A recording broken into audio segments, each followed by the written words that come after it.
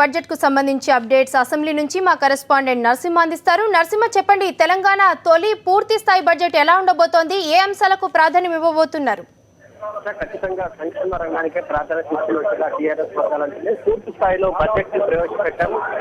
గత నవంబర్లో కూడా ఓటాన్ అకౌంట్ బడ్జెట్ ప్రవేశపెట్టినప్పటికీ ఇది మాత్రం పూర్తి స్థాయిలో ఒక తెలంగాణ రాష్ట్రం ఏర్పడిన తర్వాత ఈ ఏడాదికి సంబంధించి ప్రభుత్వ ప్రాధాన్యతలు ఏ రకంగా ఉంటున్నాయి, ప్రభుత్వం ఏ రంగానికి ప్రాధాన్యత ఇస్తుందన్న అంశాలపై దాదాపుగా ఈ రోజు మరి కాసేపట్లో ప్రవేశపెట్టే బడ్జెట్ ద్వారా స్పష్టత రానుంది. మంత్రి ఆర్థిక శాఖ మంత్రి ఈటల రాజేందర్ ఇప్పటికే దీనికి సంబంధించిన కసరత్తు చేశారు. కేసీఆర్ కూడా చాలా కీలకంగా ఉండాలంటే ఖచ్చితంగా ఒక మార్గదర్శిగా ఉండాలి. మొత్తం బడ్జెట్ సంబంధించి తెలంగాణ రాష్ట్రం ఏ రకంగా ముందుకు సాగుతుంది, తెలంగాణ ప్రభుత్వం ఏ రంగాలకు ప్రాధాన్యత ఇస్తున్న అంశాలను బడ్జెట్ ద్వారా స్పష్టం చేయాలన్న ఆలోచనలోనే కేసీఆర్ ఉన్నట్టుగా మనకు కనపడుతుంది. అందుకోసం తన ప్రభుత్వం బడ్జెట్ ను కూడా ఆ రకంగా రూపకల్పన చేసినట్టుగా కనపడుతున్నట్టుగా టీఆర్ఎస్ వర్గాలు వస్తే మొత్తానికి ఆర్థిక శాఖ మంత్రి ఈటల రాజేందర్ మరి కాసేపట్లోనే ఇక్కడ శాసనసభలో బడ్జెట్ ను ప్రవేశపెడతారు. మరోవైపు శాసన మండలిలో మాత్రం ఉప ముఖ్యమంత్రి కడియం శ్రీహరి బడ్జెట్ ను ప్రవేశపెడుతున్నారు. ఇక టీఆర్ఎస్ వర్గాల నుంచి కానీ అధికార వర్గాల నుంచి మనకు అందుతున్న సమాచారం మాత్రం 1,00,000 కోట్లకు సంబంధించిన బడ్జెట్ కు సంబంధించి గత ప్రభుత్వాలు కేవలం లెక్కలు చూపించాయి, కాగితం పైన లెక్కలు చూపించారు.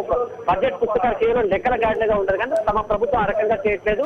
ప్రతి దానికి సంబంధించి ప్రతి పైసా కేటాయింపుకు సంబంధించి ఒక నిబద్ధత ఉండాలి. ఏ రంగానికి ప్రభుత్వం ప్రాధాన్యత ఇస్తుంది, ఏ రంగాలను ప్రభుత్వం పట్టించుకుంటున్న అంశాన్ని పదే పదే ప్రస్తావించడం ద్వారా ప్రభుత్వం ఒక వర్షన్ ని కరెక్ట్ గా డైరెక్షన్ ఇవ్వాలనే ఆలోచనలోనే ప్రభుత్వం ఉన్నట్టుగా కనపడుతుంది. అయితే మొత్తానికి బడ్జెట్ ఏ రకంగా ఉంటుంది, బడ్జెట్ ఒక ఆలోచన ఏ రకంగా ఉంటుంది అనేది మనతో పాటు టీఆర్ఎస్ జీవన్ రెడ్డి గారు చెప్పండి.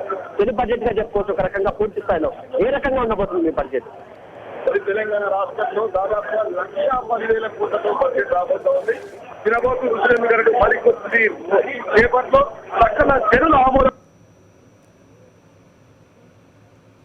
ప్రతి ఒక్కరికి లబ్ధి చేకూరే విధంగా వృత్తులుంటే పింఛన్లు ఇచ్చినాం, వికలాంగులుంటే 1,500 రూపాయలు పింఛన్లు ఇచ్చినాం, పిల్లగాళ్ళు బీసీ విద్యార్థులు చదువుకునే వాళ్ళంటే సన్న బియ్యం ఇచ్చినాం, బియ్యం లేని అక్కడ చేసినట్టు బియ్య పంపిణీ 6 కిలోలు, కుటుంబంలో 10 మంది ఉంటే 60 కిలోలు ఇచ్చాం, దళితులకు భూములు ఇస్తా ఉన్నాం, ఇల్లు లేని నా అక్క చెల్లెలకు ఇల్లు ఇచ్చాం, పెళ్లి గాని నా మైనార్టీ అక్క చెల్లెలకు కళ్యాణ లక్ష్మి షాదీ ముబారక్ పేరుతో వాళ్ళ పెళ్లిళ్ళు చేస్తా ఉన్నాం. ప్రజా సంక్షేమం పథకాలు ఒకవైపు అయితే అభివృద్ధి పథకాలు కాకతీయ కాలంలో ఉన్నటువంటి స్వర్ణయుగం, చెరువులు తవ్విస్తున్నాం, రోడ్లు వేయిస్తా ఉన్నాం, ప్రతి ఇంట్లో నా 4.5 కోట్ల అక్క చెల్లెలకు ఇన్నోవ్ స్టాప్ ఇవ్వబోతా ఉన్నాం. వాటితో పాటు ఈ బడ్జెట్ లో యువతకు ఉపాధి కల్పన, బీడీ కార్మికులకు మొన్ననే పింఛన్లు కూడా ఇచ్చాం.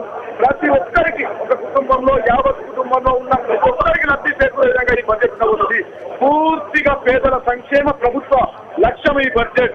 అంటే ప్రభుత్వం లెక్కలు చెప్తుంది, కాగితాన్ని లెక్కలు చూస్తుంది, కానీ గ్రామాల్లో ఏం కనిపించట్లేదు, ప్రజలు ఇబ్బంది పడుతున్నారు, కొన్ని సంక్షేమ రంగాన్ని ప్రభుత్వం పట్టించుకోవట్లేదు విపక్షాలు ఆరోపిస్తారు. రాష్ట్ర ముఖ్యమంత్రి ఇదే మళ్ళా కాదు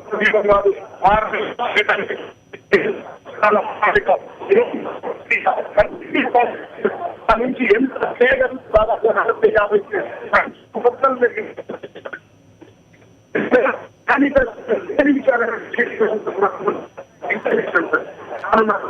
ఇంకా ఏమి మిగులుతుంది? వాడుకు బలైన వర్గాలు, పేద అన్నింటినీ జరుగుతుంది.